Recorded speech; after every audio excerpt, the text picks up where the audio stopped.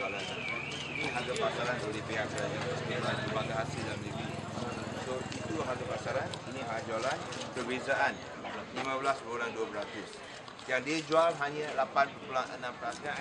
MRSN transkrip.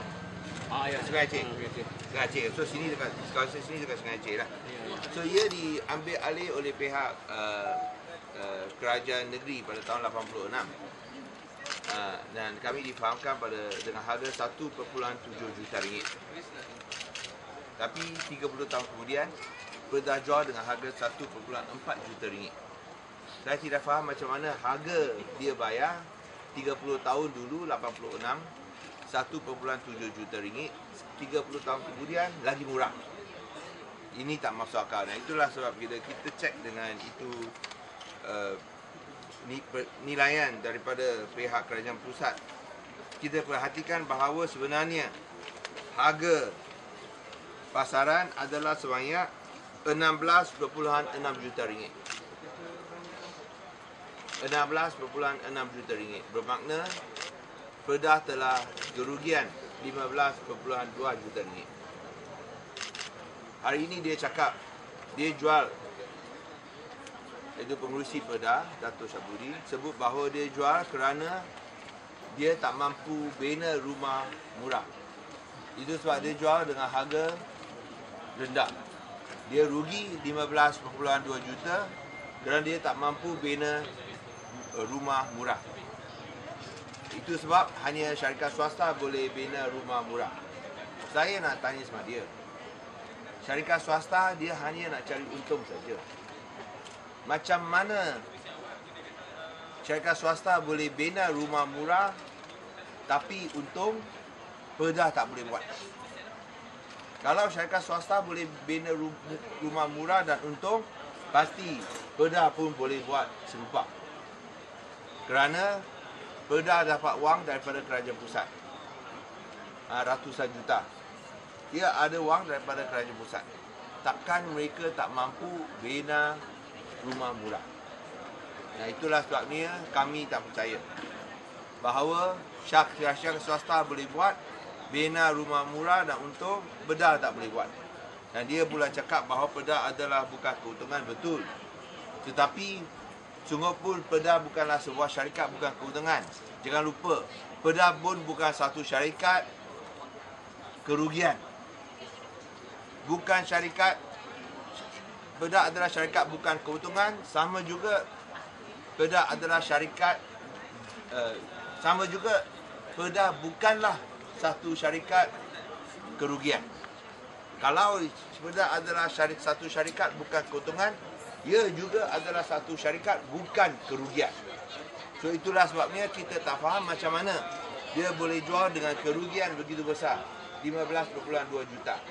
Tanah yang dia bayar 1.7 juta 30 tahun dulu 86.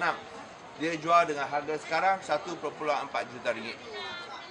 Bukan sahaja rugi berbanding dengan harga asal 30 tahun lepas, tapi dengan harga pasaran rugi 15.2 juta. Dan sekarang alasan yang dia berikan tak masuk akal. Tak masuk akal langsung. Bahawa dia jual kerana itu syarikat swasta boleh bina rumah murah yang Pedah tak boleh buat. Dan macam ini kita tubuhkan Pedah buat apa? Pedah ditubuhkan untuk bina rumah bagi orang miskin. So takkan swasta boleh buat, Pedah tak boleh buat? Saya tak percaya. Kerana yang syarikat swasta semua nak cari untung. Pedah sahaja bukan untung. Kalau syarikat yang cari untung boleh buat, takkan Pedah yang bukan untung punya tak boleh buat. So ini memang tak masuk akal. Saya rasa dia kena jelaskan sikit. Adakah dia buat secara tender terbuka? Kalau ada tender terbuka, saya tak ada apa-apa nak cakap lagi. Adakah dia buat tender terbuka bila jual tanah ini? Dan sehingga sekarang dia tak sebut tender terbuka. Bermakna tak ada. Kalau macam ini adalah satu penjualan satu untuk satu.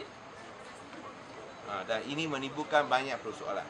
Mengapa tidak buat secara tender terbuka seperti mana yang diamalkan oleh pihak kerajaan negeri Pulau Pinang?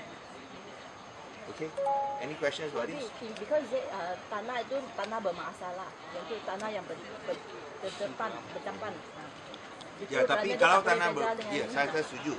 Kalau ni tanah bermasalah, mengapa syarikat swasta boleh beli dan dia cakap boleh bina rumah murah? Kalau syarikat swasta boleh buat, takkan Perda tak boleh buat? Kalau ini betul tanah ada bermasalah, siapa nak beli? Dan dia cakap syaratnya ialah dia akan bina rumah murah. Kalau dia bina rumah lain cerita. Dia cakap, oh, kita jual, kita rugi 15 juta, tak apa, tapi syarat dia kena bina rumah murah. Tapi itu yang saya nak tanya. Kalau dia boleh bina rumah murah, ini syarikat swasta cari untung punya, boleh bina rumah murah, mengapa Perda yang bukan cari untung punya tak boleh bina? Tak masuk akal. Dia hanya akan terima tanah ini sekiranya mereka boleh untung. Dia hanya akan beli kalau mereka boleh untung. Kalau tak untung, tak ada. Okey. Tentang yang tu SPTLA kan, mereka kata yang tu 100 juta tu yang profit daripada state lah. Jadi kenapa tidak membalas kepada pembeli rumah ni? Mana ada 100 juta? Ya, profit ada kata lah, dia claim lah. Itu semua dia punya fitnah lah. Dia cakap ada profit 100 juta, itu semua fitnah dia. Ini tak betul. So saya rasa ini kita sudah jawab lah. So saya tak mau ulang-ulang jawapan. Ini saya rasa kalau dia sebut ada 100 juta, saya akan minta itu YB Jadid jawab kerana dia jaga perumahan. Mana ada 100 juta? Jangan lupa ada kos tanah lagi. Dia kata kos tanah tu yang MBBP punya. This MBBP land. Dia ada kos tanah juga. You must also look at what is the cost of the land. MBBP land. Dan kita kerajaan negeri ambil. I'll let YB jadi respond. Okay. Ini selalu dia sekarang dia nak alih perhatian. Dia nak cakap bukan-bukan. Bila kita tak buat salah, kita tak ada rasuah, dia cakap kita ada rasuah. Dah jelaskan, dia nak ulang-ulang. Kita sebut bila ada rasuah. Ini bila ada penyelewengan, ada salah laku. Ini adalah kes tanah kerajaan. Ini tanah rakyat. Itu lain. Okey? Alright, itu saja. Terima kasih semua. 8.6% saja. Dan sekarang ada setengah rakaman tak tulis rugi adalah bukan 300,000 tau. Rugi bukan 300,000 tau. Walaupun dia ambil, dia bayar dulu 1.7 juta. Sekarang dia jual 1.4 juta. Dia bukan rugi 300,000. Dia rugi 15.2 juta. Dan di sini saya nak sebut bahawa saya tidak buat tuduhan rasuah lagi. Saya ada sebut bahawa ini adalah sesuatu yang ada, nampaknya ada salah laku. Dan kita harap dia boleh jelaskan. Besok datang ke pejabat saya, minum kopi, cerita sama saya pada pukul 11 pagi. Dia saya cakap tak mahu. Ya, tapi hari ini saya telah jawab, saya harap dia boleh datang. Besok, ya, harap boleh datang besok untuk jelaskan semuanya. Ya, sekarang dia kena.